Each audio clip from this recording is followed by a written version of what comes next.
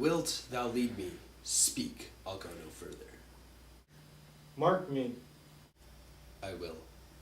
My hour is almost come, when I, to sulphurous and tormenting flames, must render up myself. Alas, poor ghost. Pity me not, but lend thy serious hearing to what I shall unfold. Speak, I am bound to hear. So art thou to revenge, when thou shalt hear. What? I am thy father's spirit, doomed for a certain term to walk the night, and for the day confined to fast and fires, till the foul crimes done in the days of nature are burnt and purged away, but that I am forbid. Tell the secrets of my prison house. I could a tale unfold, whose lightest word would harrow up thy soul, freeze thy young blood, make thy two eyes like stars start from their spears, thy knotted and combined locks to part, and each particular hair to stand on end, like quills upon the fervent porcupine. But this eternal blazon must not be. To ears of flesh and blood, list, list, O list, if thou didst ever thy dear father love. O God.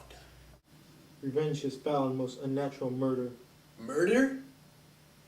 Murder most foul, and in the best it is, but this most foul, strange, and unnatural. Haste me to note that I, with wings as swift as meditation, or the thoughts of love, may sweep to my revenge. I find the act, and duller should this thou be than the fat weed, those roots itself in ease and lithe warmth. Would thou not stir in this? Now, Hamlet, hear. 'Tis given out that, sleeping in my orchard, a serpent stung me, and the whole ear of Denmark is by forged process of my death, rankly abused, but thou. 'Tis given out that, sleeping in my orchard, a serpent stung me, so the whole ear of Denmark is by forged process of my death, rankly abused, but no, thou noble youth, the serpent that did sting thy father's life, now wears his crown.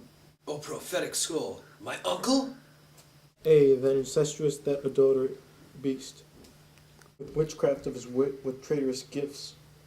Wicked wit, the gifts, that have the power to so seduce one to a shameful lust, the will of my most seeming virtuous queen. O Hamlet, what a falling off there was, from me, whose love was of that dignity, and it went hand in hand even with the vow I made to her in marriage, and to decline, upon a wretch whose natural gifts were poor to those of mine, but virtue as it never will be moved.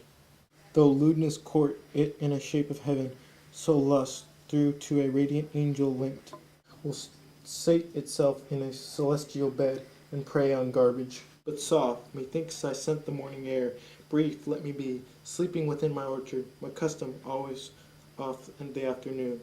Upon my secure hour thy uncle stole, with juice of cursed Helena in a vial, and in the porches of my ears did pour the leprous distilment, whose effect holds such an enmity with blood of man, that swift as quicksilver it courses through the natural gates and alleys of thy body. With a sudden vigor it doth possess the curd, like eager droppings into milk, the thin and wholesome blood, so did it mine, and a most instant tetter barked about.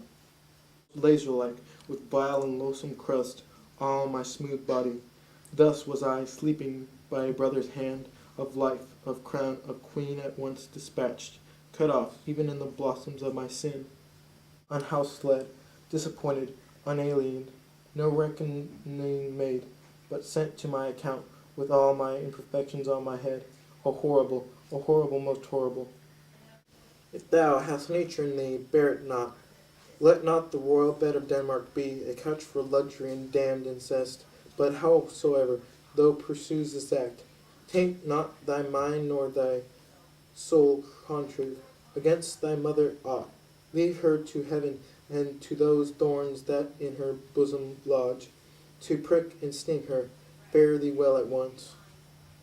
The glowworm shows the maiden to be near, and gins to pale his ineffectual fire. Adieu, adieu, adieu, remember me.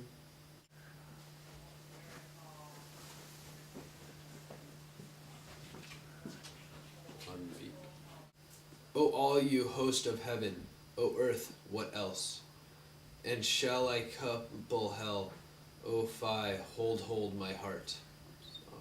And you, my sinews, grow not instant old, but hear me stiffly up remember thee. Thou poor ghost, whiles memory hold a seat in the distract globe, remember thee. Yeah, from the table of my memories, I'll wipe away all trivial fond records, all saws of books, all forms, all pressures past, that youth and observations copied there.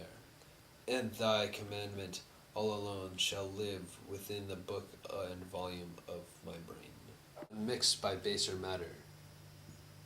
Yes, by heaven, O most pernicious woman. Villain, smiling, dim villain. My tables, meet it is I set it down, that one may smile, and smile may it be a villain. At least I may be sure, it may be so in Denmark.